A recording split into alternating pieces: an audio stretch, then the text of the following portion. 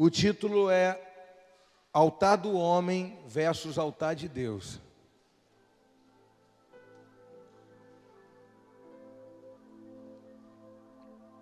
Altar do homem versus altar de Deus. Quem achou, diga amém. Vamos ler aqui para ficar mais fácil. Façam um altar de terra para mim, e sobre ele vocês sacrificarão os seus holocaustos e suas ofertas pacíficas, as suas ovelhas, os seus bois, e em todo lugar onde eu fizer celebrar a memória do meu nome, virei até vocês e os abençoarei. Se vocês fizerem um altar de pedras para mim, não os faças de pedras lavradas, pois se fizerem uso de ferramentas, vocês terão profanado o altar. Diga, profanado o altar. Sabe quando nós competimos e criamos um altar paralelo ao altar de Deus? Nós, líderes, pastores, e nós nos degladiamos contra Deus e contra o seu altar. Nesse texto, quando Deus disse, vocês podem sacrificar na terra para mim, mas se vocês forem fazer um altar, não façam de pedras lavradas e não utilizem de nenhum tipo de ferramenta. Eu não quero um altar manipulado pelo homem, eu não quero que você encoste nenhuma ferramenta. Pegue pedras forjadas pela natureza e construa um altar para mim. Eu não quero manipulação na adoração, eu não quero um toque do homem, eu não quero que a adoração passe pelo homem, eu quero que ela venha de mim para mim, que o homem seja só o tangedor, a essência do homem, não o que o homem faz, mas a sua essência. Eu não quero que o seu coração, o seu altar, seja tocado por qualquer ferramenta, ou que você acha que encontrou uma performance para poder me adorar. Eu desenvolvi uma performance para adorar o Senhor. Eu não quero nada disso, nada artificial. Eu quero uma adoração verdadeira. Então é isso que Deus disse. E segundo, quando você continuar lendo o texto, ele vai dizer assim, e não, pode colocar. Eita. Vamos recitar. E subam no meu altar por degraus. E ali... Sempre no café de pastor que acontece isso, não acontece nunca. Para que ali não seja exposta a sua nudez. Diga, não suba por degraus. Para que ali não seja exposta a sua nudez. Deus, ele não duela contra o seu próprio caráter. Para você ter uma ideia de como Deus ele é radical em cima de um altar de adoração, Jesus, quando está na ceia, naquela última ceia, lá no cenáculo, ele percebe que o seu coração está se voltando para uma renúncia, não uma renúncia do seu chamado, mas da sua essência. Então ali ele foi radical, porque uma forma de você não perder a essência é você se tornar radical. Quem está entendendo? Lá já no Getsemane, ele diz, a alma dele já atribulada, ele fala para o pai, pai, se for possível, afasta de mim esse cálice. Existia dentro da sua humanidade um desejo, um medo, um trauma, alguma coisa de desistir.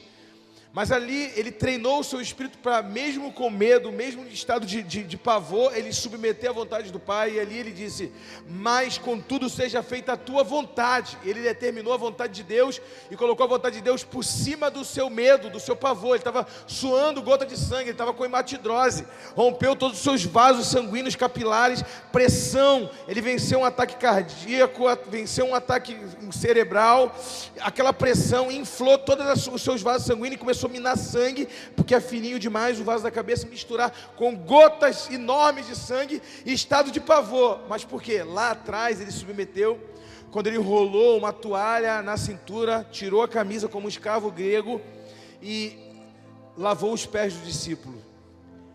Quando ele sabia que ia enfrentar algo, ele começou a vir um duelo na sua mente.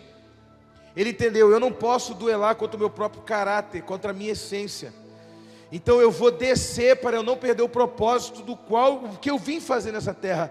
Ele disse, e o que eu direi agora? Me livra dessa hora? É claro que não, porque foi para isso que eu vim. Mas a humanidade dele estava ali, então para ele lembrar qual era o seu papel nessa terra, ele se abaixou para lavar os pés dos discípulos. Primeiro passo, quando ele desceu ali, ele quis ressignificar o seu chamado, lembrar para ele mesmo o que ele veio fazer ali, como servo. Porque a qualquer momento, se ele não se lembra do seu propósito, ele poderia se exaltar. Em algum momento ele poderia dizer: calma aí, pera lá, eu vou até morrer por você, mas não esquece quem eu sou não. Então, para ele não se induzir a isso, ele desceu ali para lembrar o propósito. Segundo, ele só viu a deficiência ou a necessidade dos seus discípulos quando ele abaixou, porque as pernas dos discípulos estavam sujas, mas estavam por debaixo da mesa. Se você não sair da posição que você está, talvez até privilegiada, e não for até as pessoas e não se abaixar, você talvez nunca vai assistir a necessidade das pessoas que estão contigo todos os dias.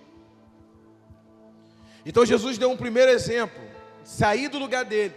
Segundo exemplo, se abaixar. Terceiro, assistir a necessidade do próximo.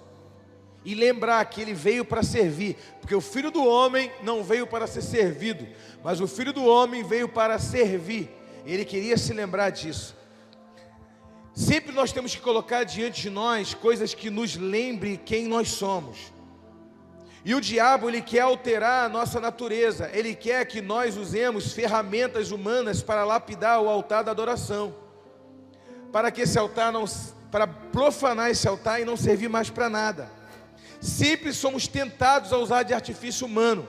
Quando a coisa está difícil, ou quando nós enfrentamos uma luta, ou ficamos encurralados, temos um jeitinho brasileiro, temos alguma coisa, ou até nos valemos de vaidade, ou de orgulho, ou até mesmo de um ego, e aí a adoração já não é mais a mesma, ela já está contaminada. Então ele disse assim: não façam degraus no altar, para que todos não vejam a sua vergonha. Quer ver um exemplo por que Deus disse isso? Você bota a primeira imagem que eu pedi para você colocar para mim, Islam, fazendo um favor, meu filho. Vamos lá, gente. Está todo mundo ligado?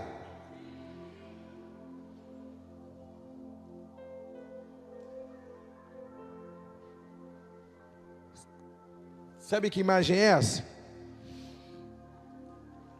Então, essa imagem aí é um zigurate. Isso é um altar. É um altar pagão. Antigamente na Mesopotâmia se encontraram um desse lá em Ur-Nammu, é um chamado Templo de Ur-Nammu, na Mesopotâmia. Lá em Ur dos Caldeus, onde Abraão saiu, tinha um enorme, 3 vezes maior do que esse. O zigurate, quanto maior era o zigurate, maior era a adoração daquele que oferecia o sacrifício. Quando Nimrod, quem lembra de Nimrod? Convenceu os homens a construir a Torre de Babel, porque o Torre de Babel significa dar nome a alguém. Vamos dar nome para nós mesmos. O povo tinha acabado de vir do dilúvio, e o povo estava com medo, porque Nimrod é a segunda geração depois do dilúvio. Então os homens viviam bastante, e ele teve aquele reflexo do dilúvio, o pai contando, o tio contando do dilúvio e tudo mais. Porque Sem, Jafé contou o que aconteceu e viram a morte de perto. Então, Deus disse: crescei-vos e multiplicai-vos, espalhe pela terra. E aí Nimrod disse: não, vamos espalhar pela terra, vamos construir uma torre que vai até o céu. E aí o povo disse: mas Deus vai nos matar novamente, Deus vai nos vingar. E ele disse: dessa vez você pode ficar tranquilo que eu vou proteger vocês de Deus. Eu vou construir uma torre tão grande, tão alta, que vai encostar no céu. Mesmo que Deus mande um dilúvio, eu vou proteger vocês do dilúvio que Deus mandar. Por isso que eu sou o sinal da maior rebelião do homem contra Deus. E a Torre de Babel, ela era feita no formato de zigurate. Por quê? Se o altar tivesse uma escadinha, perguntava: esse altar é de que Deus? Ah, de Baal. E do lado tivesse um altar maior, com uma escada maior, com 2 andares, significa que esse Deus, ele é melhor do que o outro, porque ele merece um altar maior. Então, quanto maior o altar, mostrava o tamanho do seu Deus, e principalmente o tamanho do seu sacerdote. Por isso que Jacó, quando ele colocou aquela pedrinha bem pequeno, ele não tinha nada, ele só tinha uma pedra, e ele dormiu, encostou a cabeça naquela pedra. Quando ele saiu da casa do seu pai, não tinha nada, ele só tinha uma promessa. Ele dormiu e ele teve um sonho de uma escada que subia e descia. Os antigos tinham o entendimento de que um altar, ele fazia uma escada aonde os deuses subiam e acessavam a terra, o céu. Então, quanto maior era a escada, o deus mais poderoso descia, tipo Zeus, Apolo. Então eu vou fazer um zigurate bem grande para o deus mais forte que tiver, seja no panteão, seja no que, vai descer. Então Nimrod disse: eu vou construir um zigurate tão grande que o Deus maior de todos vai descer ali. Então o zigurate era isso aqui, ó, várias escadas. Os sacrifícios eram feitos dentro daquelas casinhas, e o sacerdote, ele ficava no lado de fora da escada para aparecer para o povo, porque o desejo deles era glorificar um Deus que eles diziam que era grande, mas a oferta era oculta, mas quem aparecia era o sacerdote. Então, para que o homem não copiasse o modelo pagão de adoração, Deus disse lá em Êxodo: não faça escadas no altar e nem suba na escada, para que a sua nudez não venha a ser exposta. Coloca outra imagem, só para você ver, meu filho. Faça um altar de pedra, é nesse modelo aí. Pedras que não sejam lavradas por homem, pedra que não venha a ser tocada por ferramenta nenhuma ferramenta, porque se vocês tocarem uma ferramenta, vocês estão blasfemando, ou profanando o altar. Então pega uma pedra moldada pelo tempo, uma pedra que foi desgastada pela própria natureza, e coloca ali, uma em cima da outra. Você vê que a pedra tem várias cores. Você está vendo que as pedras grandes estão fazendo a base do altar? Então não tem ninguém mais privilegiado do que o outro. Se uma pessoa ela quer ser a maior no princípio de adoração, então ela tem que estar mais embaixo, dando sustentabilidade para as outras que parecem ser menores.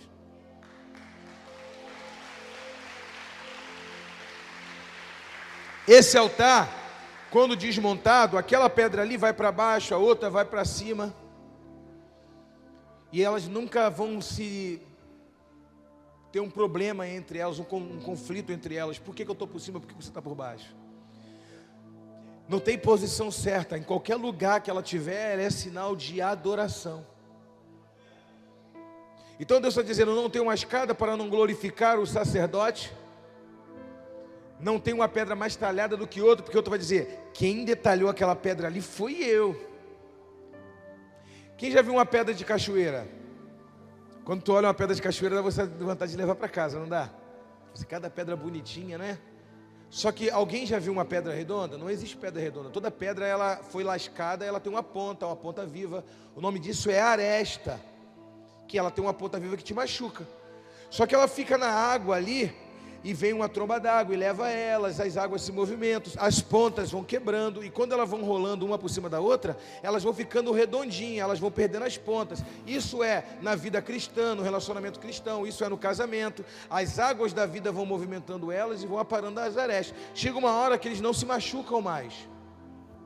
Chega uma hora que elas se encostam uma na outra, elas se encaixam perfeitamente, e não tem mão humana, não tem nada, só o tempo.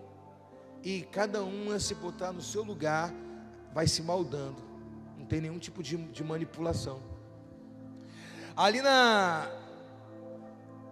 Floresta da Tijuca tinha uma árvore muito grande,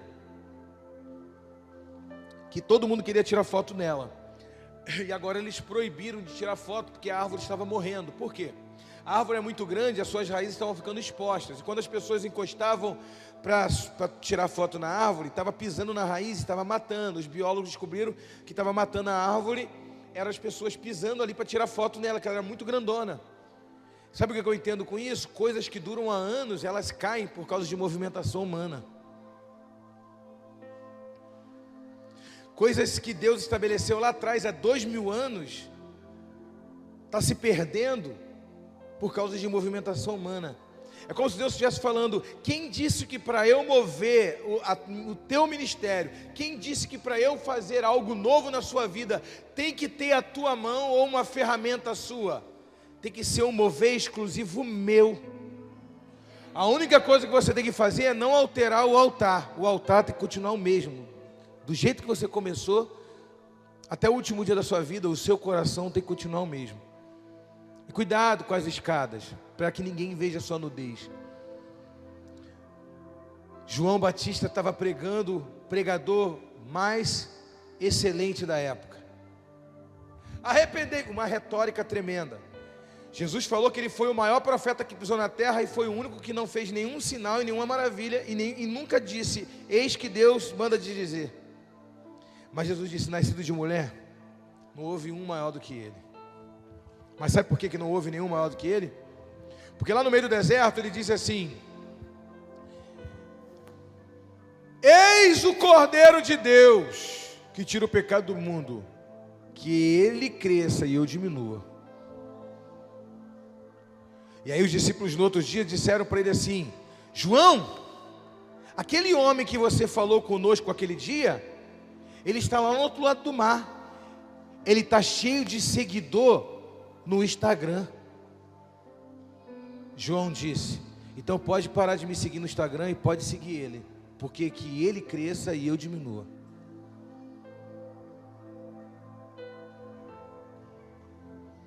Um dia meu irmão falou para mim assim, aí mano, viu uma pregação de um camarada aí no YouTube, não sei o que lá, eu botei o nome do camarada lá e botei. Assisti a primeira pregação, meu irmão falou que era boa, eu falei assim, pô, mas não gostei muito da pregação dele não, mas tu assistiu só uma, assisti duas, também não gostei.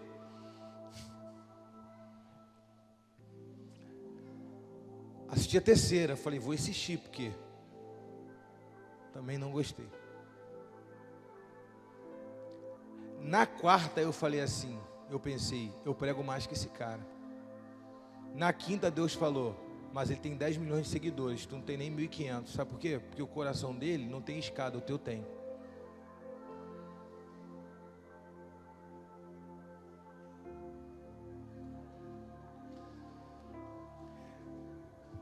A questão não é quando você olha para os zigurates de alguém e diz assim, nossa, aquele cara ali tem uma igreja enorme.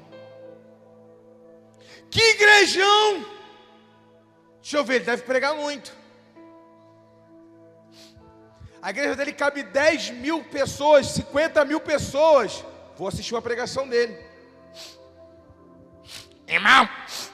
Aí tu assiste a pregação. Irmão, abre a Bíblia aí. Sabe o que eu estou falando? O diabo tentou me matar. Me deu uma facada, mas... Ah, irmão, o capeta foi envergonhado. Cada palavra que ele fala, ele dá uma fungada. Aí você diz, por que a minha escadinha é tão pequena, dele é tão grande? Eu não sei. Eu não sei o nível de renúncia. Eu não sei quantas vezes ele quis subir em 3, 4 degraus. Deus disse, desce esse degrau antes que você perca tudo que eu te prometi. Se mantenha do jeito que eu te coloquei, na posição que eu te coloquei. Pedras que foram catadas e posicionadas, mas não foram manipuladas por ninguém. Para de querer o teu toque. Eu não estou falando que você não tenha que se capacitar, irmão. Hoje eu falei no café do apóstolo Alexandre, eu falei, que adianta, rapaz, Deus te dá um computador, a qualidade do computador está tanto na potência do seu processador, quanto na habilidade do usuário. Imagina que Deus te dá um computador da NASA, mas você só sabe entrar no Instagram e no Facebook. De que serve o computador da NASA na mão do cara desse? Agora dá um computador da NASA desse na mão do Márcio. Que adianta te dar uma Ferrari na minha mão, na tua mão? Eu tenho medo de passar de 90, irmão. Agora, bota na mão de um piloto, aí você vai ver que a utilidade do carro não está só na potência do motor, ou no pneu, ou na gasolina, está também na habilidade do piloto. Então você tem que se capacitar sim, tem que estudar, tem que se capacitar, tem que dar o teu melhor, se preparar, mas ainda o altar do teu coração não pode ser alterado por ferramenta nenhuma. Você não pode deixar o diabo mudar o teu coração. Então vamos fazer um zigurate enorme. A oferta vai ficar escondida, mas eu vou aparecer. E aí as pessoas vão olhar para o tamanho do Deus, o tamanho do zigurate, o Deus é muito grande, e vão associar o tamanho desse Deus comigo. Na verdade, eu sou quase Deus, porque Deus não está vendo, ninguém está vendo, mas eles estão vendo. E às vezes um altar que Deus te deu para adorar Ele, está virando um altar opositor à vontade de Deus. Tu está construindo um altar que está competindo com o altar de Deus. Já reparou que quando você usa de mais simplicidade, ou você se humilha, é aquela época que você está mais abatido, é a hora que o seu ministério mais flui? Porque você está vendo ali que as suas forças se esgotaram e você fala, não dá para mim, cara. Se Deus fizer, é só Ele mesmo. É a hora que Ele diz, eu vou fazer. Imagina que Deus chama Nabucodonosor de meu servo. Ele diz assim, Jeremias, diga que Nabucodonosor, o meu servo, vai vir aqui e vai destruir vocês. E ele chama o rei da Babilônia de meu servo. Nabucodonosor vacila com Deus várias vezes. Deus ainda chama ele de meu servo, acreditando, esse cara vai se converter. E ele vacila várias vezes. Numa das interpretações de Daniel, Daniel diz para ele assim, meu rei, eu vi uma estátua enorme no teu sonho. Interpreta o sonho dele e adivinha o sonho dele, né? Que ele não queria contar o sonho. Fala o que eu sonhei primeiro. Você não vai só interpretar, não. Sou bobo, não. Vai ter que falar o que eu sonhei. Fala o que eu sonhei. Senhor, não tem como ninguém adivinhar o seu sonho. Nenhum mago aqui vai. Então, é isso que eu quero saber. Eu quero que você me fale o meu sonho. E aí Daniel vem e ora a noite toda, jejum, oração, junto com Mesaque, Sadraque, Abednego, não sei mais quem. Deus tem que revelar esse sonho, senão a gente vai morrer. E Deus revela e diz, meu rei, eu vi uma estátua que a cabeça era de ouro, que o peito era de prata, que as pernas eram de ferro e os pés eram de barro e metade de ferro. Ele pé de barro. Esse pé de barro, meu rei, é a sua fraqueza, é um ponto fraco do seu reino. Clama a Deus misericórdia e pede Ele para tirar e reforçar essa área fraca do seu reino. Quem sabe Ele não te ouve. Porque eu vi uma pedra saindo lascada da ponte do bico de uma montanha, e essa pedra caía sobre a estátua e derrubava a estátua, esmigalhava a estátua. Mas se o rei se arrepender, essa é a interpretação da visão. O Senhor pode te dar esse livramento. Então alguém aconselhou ele e disse, o Senhor é o rei da Babilônia, o Senhor não precisa se humilhar dessa maneira. Que pé de barro nada, que peito de prata nada, que pé de ferro nada, que cabeça de ouro nada. Você vai fazer o seguinte, faz uma estátua de 30 metros de altura, toda de ouro, de ponta cabeça, a sua imagem diz, nem é nada de prata nem de ferro, eu sou todo de ouro, e quem disser o contrário, vai ser jogado na fornalha.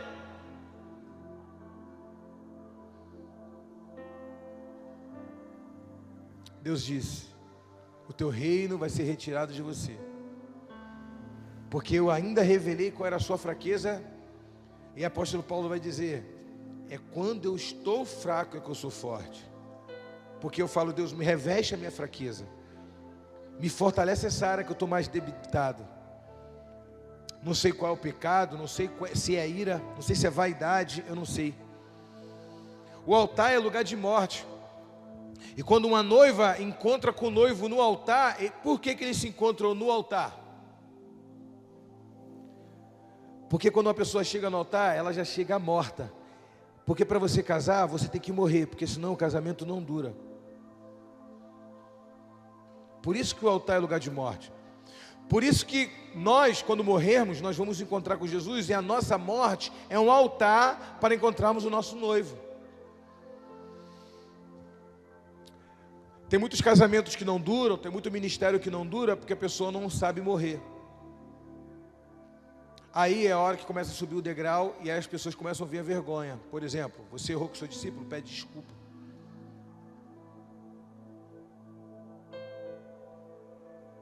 Sabe por que você não pede mais quando você erra com o seu discípulo? Porque você já está no meio da escada, já não tem mais como voltar atrás, né? O problema é que quando você começou, o teu coração não era assim, mas o altar do seu coração foi alterado.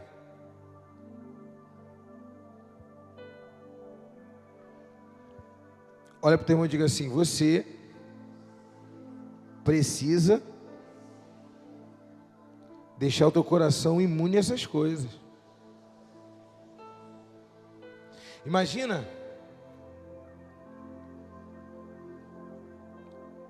a pessoa assistiu a pregação pela internet.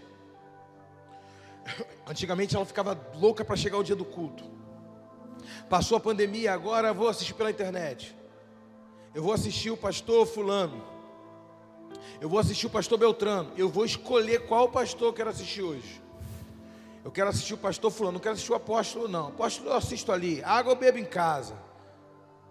Eu quero Coca-Cola agora, eu quero qualquer coisa. Eu vou entrar na internet, eu vou escolher qual pastor. Eu quero lá, vamos lá. Pum, o Silas Malafaia. Não, o Silas Malafaia grita muito, eu quero uma pregação suave. Vou botar no R suave, RR. Não, pum, vou colocar no Marcos Feliciano. Não, eu vou colocar no outro. Você escolhe. As pessoas estão consumindo o evangelho em vez de viver o evangelho. Consumidores do evangelho. Consumidores. É música, podcast, Spotify, Gabriela Rocha para cantar na hora que ele quiser ali, Ana Paula Valadão para tocar na hora, para ministrar para hora que quiser. Só que é o altar que nos conecta com Deus. E pela internet não tem altar. Quando você chega na igreja, você tem que chegar, para o culto começar, você já tem que estar aqui, porque a adoração, ela te dá conexão com o altar, a palavra e o sacrifício. Na hora da adoração, não é hora de ir na cantina, na hora da adoração, não é na hora de ir no banheiro, na hora da adoração, não é a hora de olhar no telefone, a hora da adoração, não é hora de bater um papo ali, a hora da adoração é a hora de você estar se conectando com o altar, para quando a mensagem vier, já tem uma conexão entre você e o céu. Talvez você só tenha um altar de uma pedra, irmão, hoje. Uma pedra. Igual Jacó. Onde eu vou dormir? Eu queria um travesseiro daquele de espuma de ganso, sei lá, bem macio agora para eu dormir. Mas o cara está com sono de pedra, daí que vem a expressão, sono de pedra. O cara bota a cabeça na pedra, não é isso não, irmão, estou falando agora. Imagina, o cara bota a cabeça na pedra.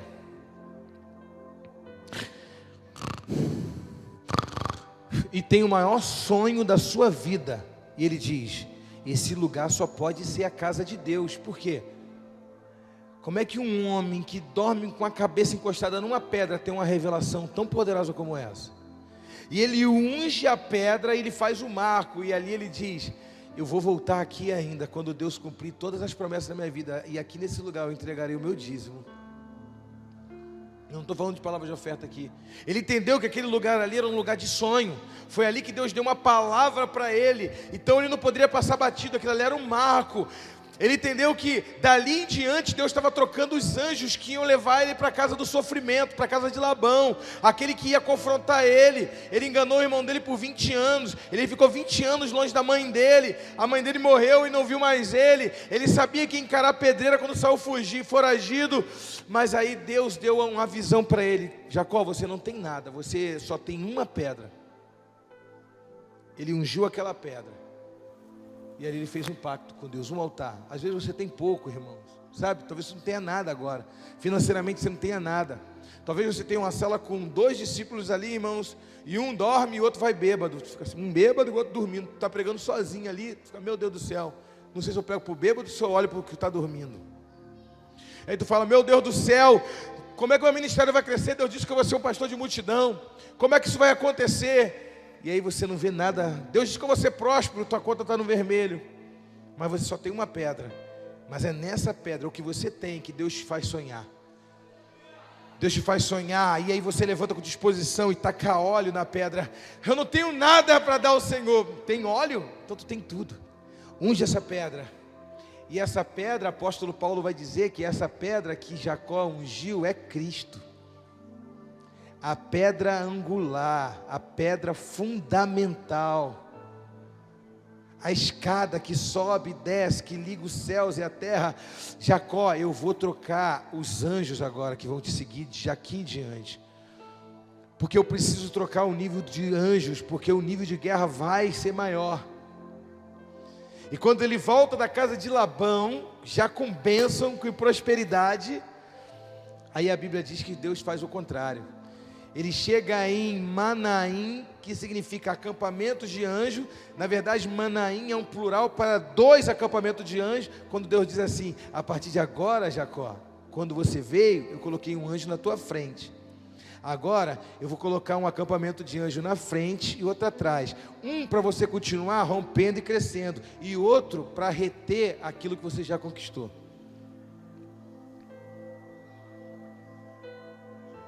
Você acha que quando o povo atravessou o deserto, o mar vermelho, quando Deus fechou o mar vermelho e matou todo o exército de Faraó, Deus estava querendo proteger Israel do exército de Faraó?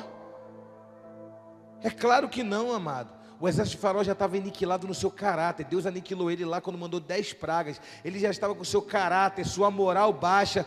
E os próprios egípcios estavam dizendo, lê o texto, eles dizem assim: vamos voltar, porque o Deus de Israel é a favor deles, nós vamos morrer. Os caras estavam no caminho falando isso. O texto diz, eles já estavam aniquilados. Deus, quando fechou o mar, não estava protegendo o Israel do povo do Egito. Estava protegendo Israel dele mesmo, para eles não voltarem atrás. Eu vou fechar o mar atrás de você, para que não haja possibilidade de você voltar atrás. Porque você tem uma promessa, e você vai andar e vai olhar para frente. Eu vou fazer coisas magníficas na sua vida. Eu lembro no congresso de intercessão que nós fizemos aqui, eu falei assim: Deus está me revelando algo aqui. E a revelação não é o meu dom, irmãos, mas às vezes Deus me usa. Porque a gente está aqui, irmãos, Deus acaba usando a gente para curar, usa, né, mas não é o meu dom. Mas eu falei, Deus está me mostrando aqui agora que Ele está trocando o plantão de anjo. Lembra que eu falei? Quem lembra que estava aqui? Deus está trocando os anjos agora. E Deus está mandando outros anjos. A pastora Simone veio aqui correndo e disse, chorando, e disse: apóstolo, eu pensei que eu estava ficando doida, porque também não é o meu dom esse de ver coisas. Mas eu olhei lá para fora, ali aquele aberto, e eu vi uns anjos voando.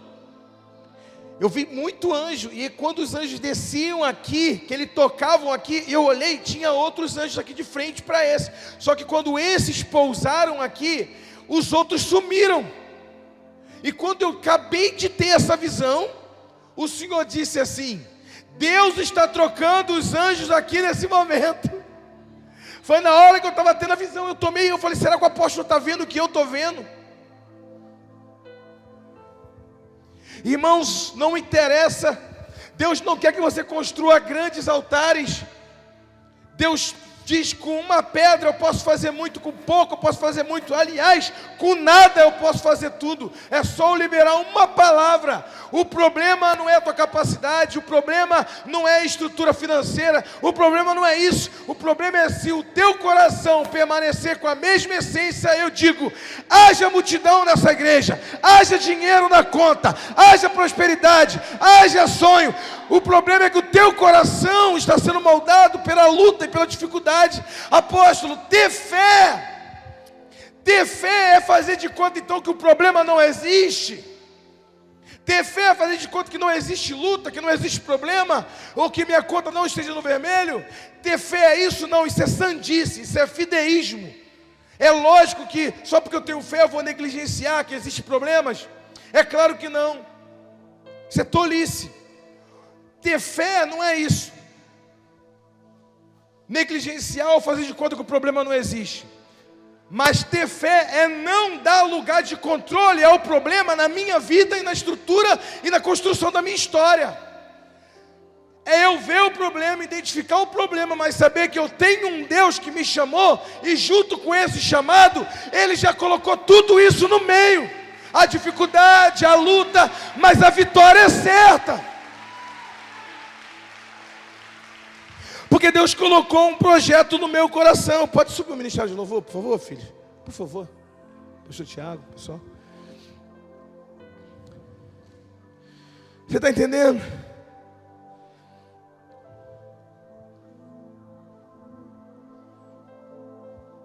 Não adianta você querer esculpir um altar que você vai achar bonito.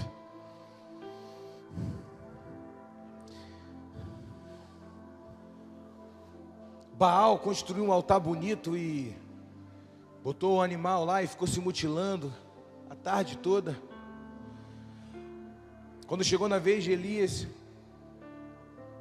Elias pegou outra pedra, não usou a mesma pedra do altar de Baal. Colocou, ajustou, cavou um rego, tacou água, e ele fez uma oração só. Isso me impressiona, porque às vezes a gente passa a madrugada toda orando e não recebe oração.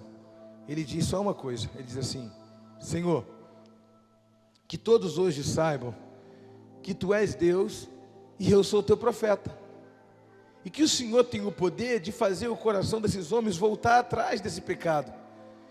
E quando Elias terminou de orar, caiu fogo do céu, consumiu o holocausto, consumiu a pedra e consumiu a água do rego. E às vezes nós queremos fazer marabalismos, nós queremos dizer: Deus, pula, roda, sapateia, faz um espetáculo, porque se não fizer parece que não aconteceu nada. Mas quando o teu coração permanece no jeito que Deus quer, do jeito que Deus te chamou, um coração amável, um coração simples, um coração que não tem ganância, um coração que não tem vaidade, um coração que não tem desejo de ter uma igreja maior para poder ser a melhor igreja do bairro, a maior igreja da igreja, porque se a tua motivação é essa, você não está construindo nada mais, nada menos do que um zigurate para mostrar que os teus deuses do teu ego é maior do que o outro pastor que está competindo com você. Mas se Deus se agradar de você, Ele faz sim. E tem pastores que têm igrejas também pequenininhas, que são pequenos zigurates para eles, porque ele diz assim, ele sonhava em ser o pastor de uma igreja grande, e ele não conseguiu. Ele diz: eu prefiro ter igreja pequena, porque tem mais comunhão, porque é mais calorosa. Mas é mentira, não está sendo verdadeiro com ele, é porque ele foi consolidado pelas experiências traumáticas.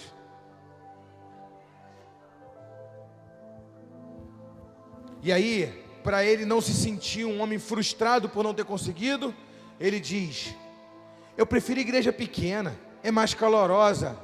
Para, irmãos, tudo que Deus coloca na nossa mão, Ele nos dá na nossa mão com potencial para multiplicar. Seja ser muita igreja, muita gente ou pouca gente, não interessa. Cada um na proporção que Deus te der e te der a capacidade de administrar. Porém, não seja consolidado pelos seus traumas, não. Só porque até agora você não prosperou, você acredita que Deus não prospera ninguém. Só porque até agora você não foi curado, você diz: Deus pode tudo, menos curar. Você foi consolidado pelos milagres que você não recebeu. Só que se você deixar Deus voltar o teu coração atrás, e você falar: Deus, eu não aceito esse decreto que eu mesmo estou liberando sobre a minha vida. Eu acredito sim que eu posso ser curado, eu acredito sim que eu posso ser um homem próspero, eu acredito sim que eu posso ser um pastor de multidão, e o Senhor que me der a multidão, ainda é o Deus que tem o controle na minha vida, que não vai deixar o meu coração ser alterado. Apóstolo, eu conheço muita gente que cresceu, o coração alterou, mas eu conheço muita gente que cresceu e também não alterou. Como Morris Cerulo, como Billy Graham, como Miles Monroe, como Reinhard Bonk e tantos outros. E por que contigo vai ser diferente? É só você moldar o seu coração na palavra, no mover de Deus. Olha para o teu irmão e diga assim: é no mover de Deus que as pedras do altar são moldadas. Não pode ter ferramenta humana. É no mover de Deus, é a oração de todo dia, é o pão nosso de todo dia, é a necessidade de todo dia, é o mal de todo dia, é a bênção de todo dia, porque cada manhã nos trará o nosso próprio mal, e aí nós vamos sendo lapidados pelo tempo, pelas águas de Deus, e não pela nossa mão, porque se você for moldado pela sua mão, só falta subir na escada para todo mundo ver sua vergonha.